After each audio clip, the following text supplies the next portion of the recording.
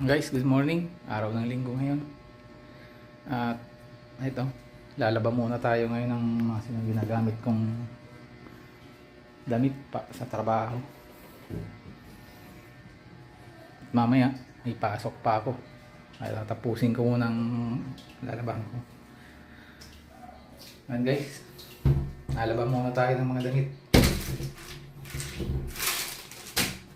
At hindi ko na siya iwawasin, pupusutin ko na lang. Guys, lalaba muna tayo.